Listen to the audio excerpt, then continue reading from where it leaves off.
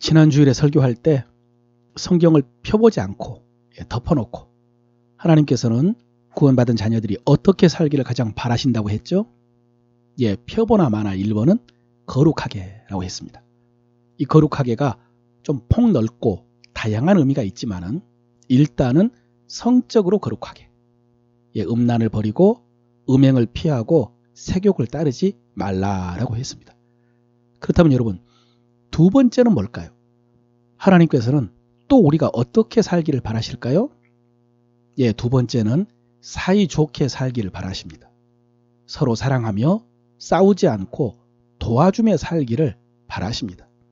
오늘 4장 9절입니다.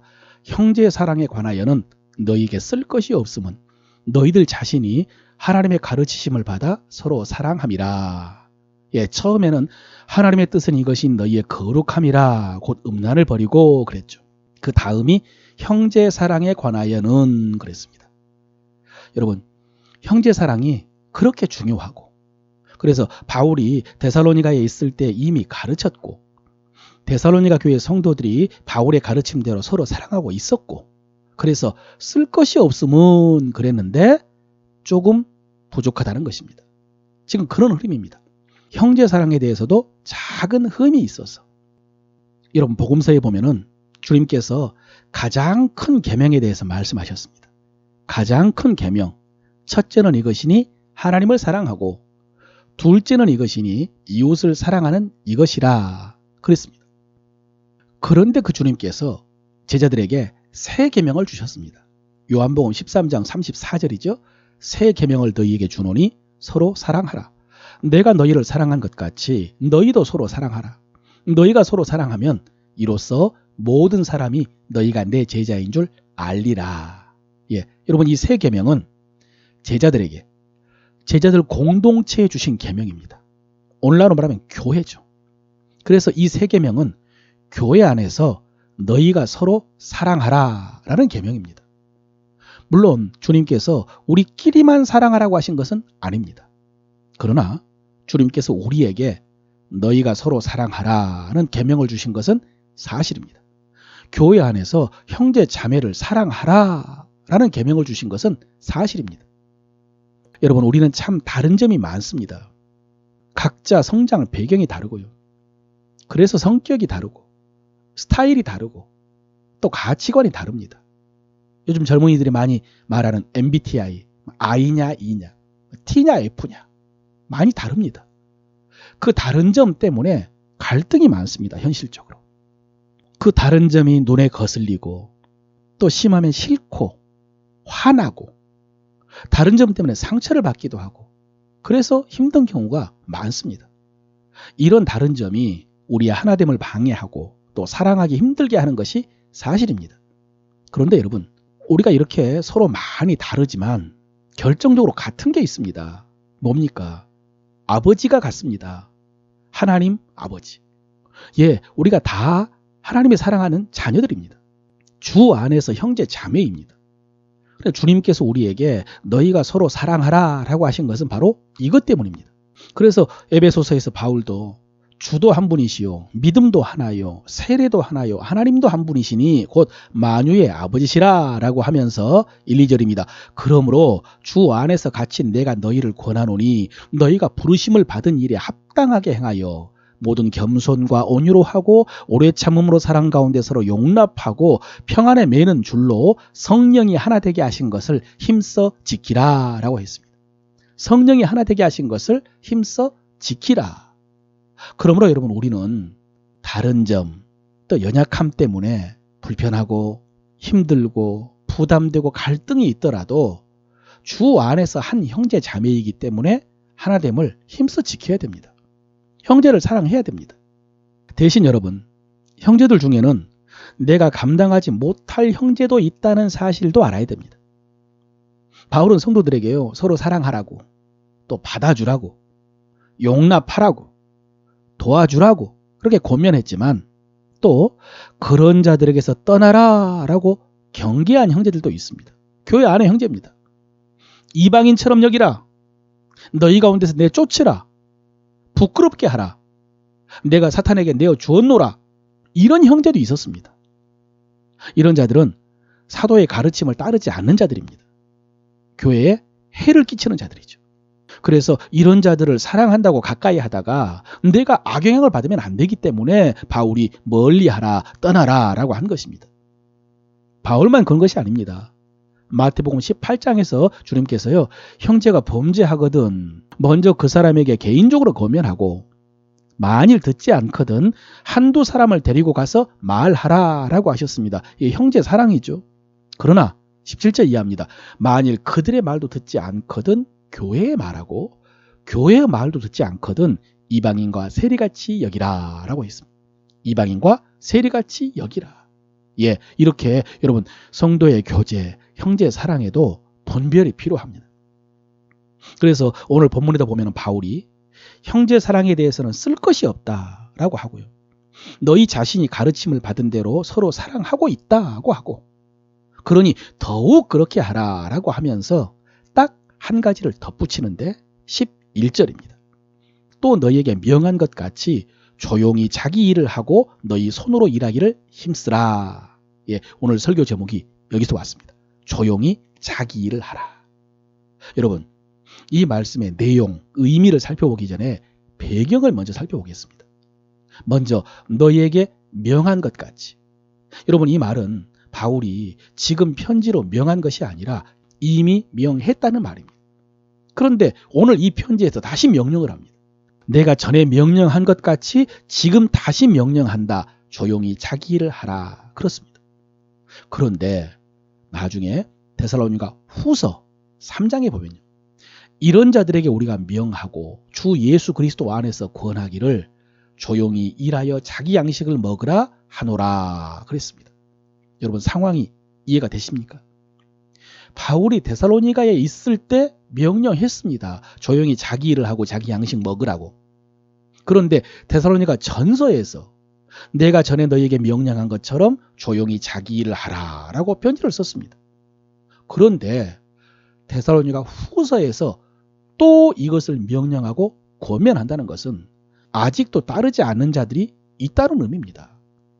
11절에 우리가 들은즉 너희 가운데 게으르게 행하여 도무지 일을 하지 않고 일을 만드는 자들이 있다 하니 예, 데살로니가 후서를 쓸 때까지 이런 사람들이 있었습니다. 이것이 데살로니가 교회의 큰 문제였습니다. 자, 이제 조용히 자기 일을 하라. 이 말씀의 내용을 살펴봅니다. 여러분, 자기 일을 하라. 자기 손으로 일하라. 자기 양식을 먹으라. 이 말씀인데 여러분 이 말씀들은 방금 말한 것처럼 이 사람들이 자기 일을 하지 않는다는 말씀이죠. 그러면서 양식을 먹는다는 말씀입니다. 자기 일을 하지 않고 양식을 먹는다. 이게 뭘까요? 구제를 말하는 것입니다. 일은 하지 않고 구제만 받으려고 한다. 그런 뜻입니다. 여러분, 구제는 당시 교회의 일상 중에 하나였습니다.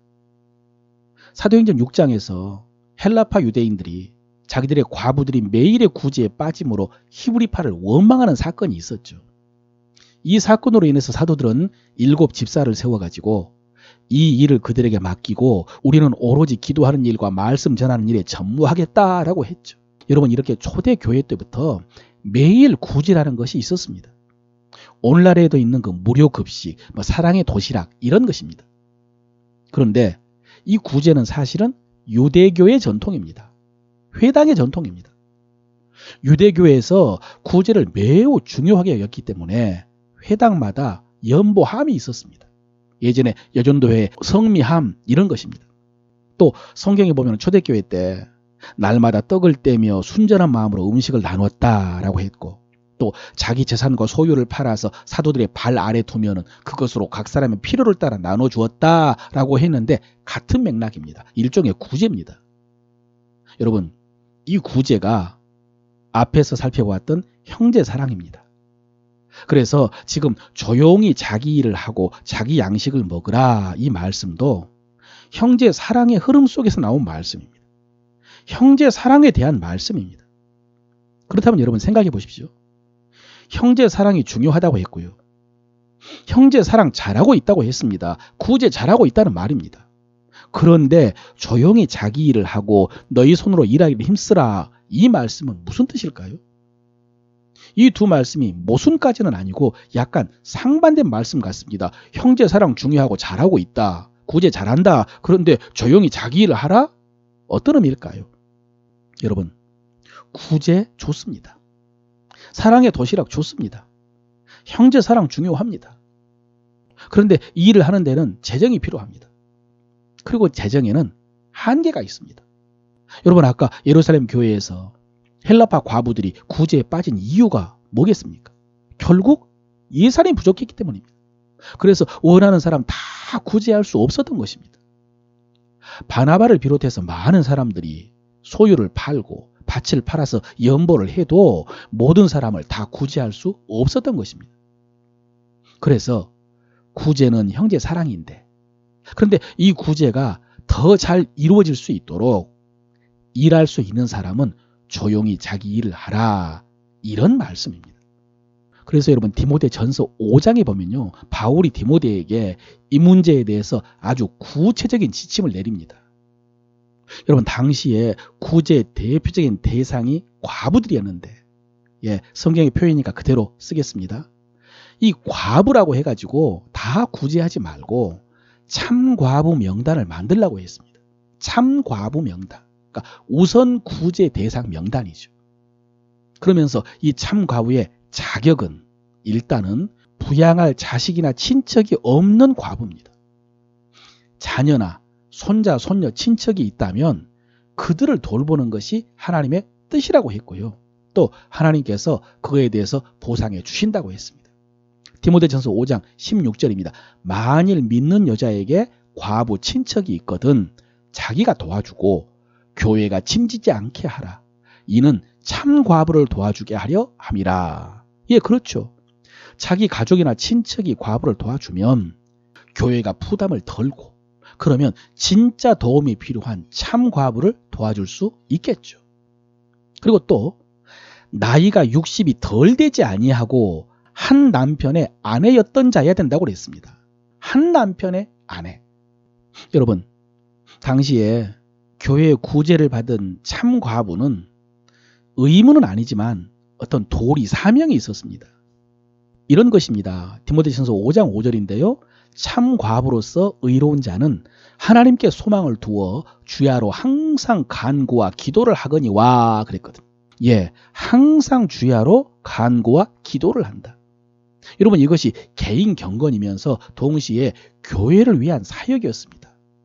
기도의 사명이죠. 여러분, 이것을 영적 치환의 법칙이라고 합니다. 영적 치환의 법칙. 치환이란 말은 바꾸다, 교환하다, 그런 뜻입니다. 그러니까 육적인 것을 공급받았으면 영적인 것으로 갚는 것입니다. 반대로 영적인 것을 공급받았으면 육적인 것으로 갚는 것입니다. 대표적으로 여러분, 구약의 레위인들, 이스라엘 백성들의 신앙을 지도했습니다. 백성들은 영적인 것을 공급받은 것이죠. 그러면 백성들은 레위인들의 삶을 책임졌습니다. 육적인 것을 공급한 것입니다. 지금 참 과부들도 마찬가지입니다. 그들은 교회로부터 구제를 통해서 육적인 양식을 공급받았습니다. 그러면 그들이 교회를 위해서 기도함으로 영적인 것으로 갚는 것입니다. 그런데 젊은 과부는요, 또 한 남편의 아내가 아니고 2번, 3번 결혼한 과부는 그렇게 주님께 소망을 두고 기도 생활하는 것이 아니라 향락을 좋아하고 시집갈 생각만 한다는 것입니다. 그러기가 쉽다는 것이죠. 그래서 젊은 과부는 안 된다고요. 또 젊은 과부, 결혼을 몇 번 한 과부가 구제를 받으면 일도 안 하고 기도도 안 하고, 그러나 시간은 남으니까 디모데전서 5장 13절입니다. 또 그들은 게으름을 익혀 집집으로 돌아다니고 게으를 뿐 아니라 쓸데없는 말을 하며 일을 만들며 마땅히 아니할 말을 하나니 그랬습니다. 여러분, 지금 이 말씀이 정확히 오늘 조용히 자기 일을 하라라는 말씀의 반대입니다. 게으름을 익혀 집집으로 돌아다니고 쓸데없는 말을 하며 일을 만들며, 이런 문제가 있어서, 이런 부작용이 있어서 젊은 과부는 안 된다. 또 조용히 자기 일을 하라라고 권면한 것입니다. 배경이 이해가 되셨습니까? 여러분, 이 구제가 오늘날 우리에게는 좀 더 폭넓은 개념으로 복지라고 할 수 있습니다. 복지. 그런데 이 복지에 대한 생각이 다양합니다. 사람마다. 견해가 다 다릅니다. 이걸 크게 둘로 나누면은 복지 너무 적다. 아니, 너무 많다. 더 해야 된다. 아니, 신중해야 된다. 이렇게 나눌 수가 있겠죠. 보편 복지가 선진국에 비해서 약하다. 아니다. 그러면 나중에 젊은 사람들에게 짐을 지우는 것이다. 이렇게 나눌 수가 있겠죠. 아마 대체적으로 소위 서민들은, 가난한 분들은 적다, 더 확대돼야 된다라는 의견이 더 많을 것 같고, 좀 잘 사는 사람들은 무분별하게 확대하는 거 경계할 것 같습니다. 왜냐하면 결국 세금의 문제니까. 산유국들처럼 석유 팔아서 준다면 무조건 좋아하겠지만은 그러나 세금을 내야 되니까요. 그런데 여러분, 이 문제로 교회에서 논쟁하지 마십시오. 교회 분열됩니다. 정치 이야기 하지 말라는 것과 똑같습니다. 생각이 다릅니다. 대신 성경적인 원리는 알고 있어야 되죠. 세부 정책에 대해서는 이견이 있더라도 기본적인 가치관은 성경적이어야 되죠. 먼저 여러분, 하나님께서는요, 구제하라고 하셨습니다. 그것을 기뻐하신다고 하셨고요. 그리고 세금도 내라고 하셨습니다. 그것으로 국가가 구제하며 복지를 실현할 수 있으니까요. 대신 여러분, 하나님께서 갚아주신다고 약속하셨습니다. 구제, 헌금, 선행뿐만 아니라 세금 내는 것도 하나님께서 갚아주십니다. 그래서 우리는요, 구제도 하고 선행도 해야 되고 세금도 내야 됩니다. 믿음으로, 하나님 믿음으로. 그런데 그 혜택을 받은 가난한 사람들이 조심해야 될 것이 있습니다. 이런 겁니다. 가난의 원인은 부자들의 착취 때문이다. 불평등이다. 그러므로 부자들의 부를 빼앗아 가지고 평등한 사회를 만들어야 된다. 이런 생각. 여러분, 이게 공산주의 사상의 기본이거든요. 이것은 하나님의 뜻도 아니고 역사적으로 몰락한 사상입니다. 여러분, 다시 말씀드립니다. 구제는 해야 됩니다. 사회복지 필요합니다. 확대해야죠. 하나님께서 갚아주십니다. 그리고 구제를 받는 것도 부끄러운 일이 아닙니다. 인간의 존엄이 있고요. 또 사회 구성원으로서 권리의 차원도 있습니다. 그러므로 구제도 받으시고 복지 혜택도 누리십시오. 효도도 받으세요. 그런데 해야 될 일이 있습니다. 해야 될 일이 뭐겠습니까? 감사해야 됩니다. 감사. 그리고 축복해야 됩니다. 아까 바울이 참 과부들에게 기도하라라고 한 것과 같은 차원입니다. 여러분, 이것이 도리입니다. 신명기 24장에 보면은 이웃에게 담보를 잡고 돈을 구워줄 때 그때 그 집에 들어가서 담보를 가지고 나오지 말고 밖에 서 있다가 이웃이 가져다 주면 받으라 라고 했습니다. 여러분, 이것도 이웃 사랑이거든요. 또 겉옷을 담보 잡았을 경우에 밤에 덮고 자야 되기 때문에 해가 질 때는 겉옷을 돌려주라 라고 하셨습니다. 여러분, 이것도 이웃 사랑입니다. 24장 13절입니다. 해 질 때에 그 전당물을 반드시 그에게 돌려줄 것이라. 그리하면 그가 그 옷을 입고 자며 너를 위하여 축복하리니 이 일이 내 하나님 여호와 앞에서 내 공의로움이 되리라 라고 했습니다. 여러분, 이 말씀 속에 보면은 도움 받은 사람이 한 일이 있습니다. 뭐죠? 너를 위하여 축복하리니. 예, 겉옷을 돌려주어 가지고 밤에 덮고 잘 수 있었으니까 고마워서 축복할 것이라고요. 여러분, 이것이 도리입니다. 의무나 율법 규정이 아니라 도리입니다. 마땅히 그럴 것이라는 것입니다. 예, 이렇게 도리로 감사하며 축복해야 됩니다. 고린도 후서에 보면은 이방교회 성도들이 예루살렘 교회를 위해서 연보를 모으면서 바울이 이렇게 말합니다. 너희가 모든 일에 넉넉하여 너그럽게 연보함은, 예, 구제죠, 헌금이죠, 예, 형제 사랑입니다. 그들이 우리로 말미암아 하나님께 감사하게 하는 것이다 라고 했습니다. 예루살렘 성도들이 감사할 것이라는 것입니다. 근데 예루살렘 성도들이 그 구제받고 하나님께만 감사하느냐? 아닙니다. 14절입니다. 또 그들이 너희를 위하여 간구하며 하나님이 너희에게 주신 지극한 은혜로 말미암아 너희를 사모하느니라, 이럴 것이라는 것입니다. 감사하고 위하여 기도하고 사모할 것이라. 여러분, 지금 주제가 구제입니다마는 헌금, 선교, 효도, 사랑 다 마찬가지입니다. 다 해야 하고 하나님이 기뻐하시고 그래서 하나님께서 보상해 주신다고 하셨습니다. 그리고 혜택을 받은 사람들은 감사해야 되고요. 축복하고 기도해야 됩니다.